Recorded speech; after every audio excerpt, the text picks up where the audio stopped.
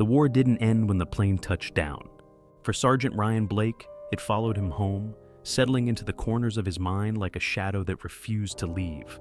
The sand, the blood, the deafening roar of gunfire, they were all still with him, every night, every second. The first few weeks back were a blur of forced smiles and hollow conversations. His family welcomed him with open arms, his friends bought him drinks, and people shook his hand, calling him a hero. But behind their eyes, he could see it, the discomfort. They didn't know what to say, and he didn't know how to explain. The nights were the hardest. Ryan would sit in his darkened apartment, bottle in hand, staring at the walls, waiting for the silence to swallow him whole. But silence never came. The voices did. They whispered in the dead of night, echoes of commands shouted in the heat of battle, the screams of men who never made it home. When he closed his eyes, he was back there, in the dirt, in the blood. And so he stopped closing his eyes. It started small at first. 1 beer before bed to take the edge off, then 2, then a whole bottle, just to find a few hours of dreamless sleep. His mother called every day, her voice laced with worry. "Ryan, you should talk to someone. The VA can help." But he didn't want help. Help wouldn't erase the things he'd seen. Help wouldn't bring back the parts of himself he lost in the war. So he pushed everyone away. His job at the warehouse didn't last long. At first they were patient, understanding even. But after showing up late one too many times, after too many angry outbursts at the smallest things, they let him go. The supervisor didn't even look him in the eye. "Take care of yourself, Blake." Ryan didn't.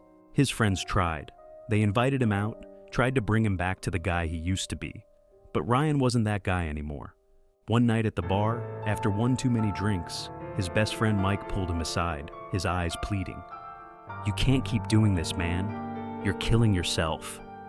Ryan laughed bitterly, swirling the whiskey in his glass. "Killing myself? I already died over there, Mike. This is just what's left." Mike didn't have an answer for that. The calls stopped coming soon after. The eviction notice came on a Monday.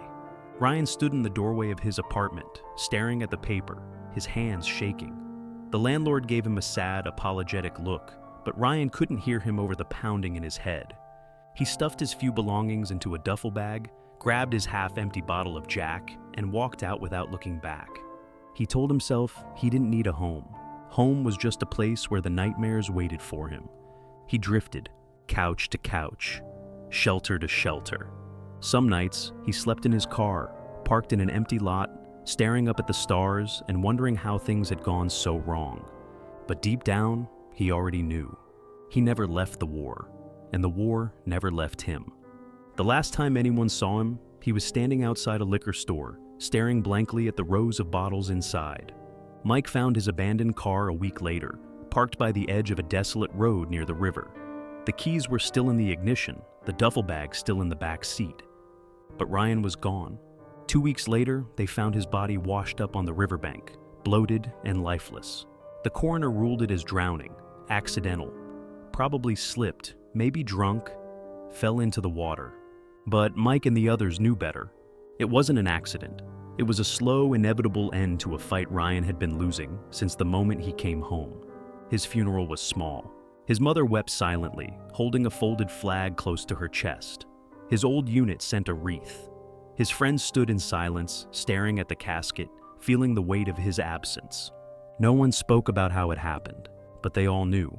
Weeks later, Mike sat at the bar, nursing his drink, thinking about Ryan.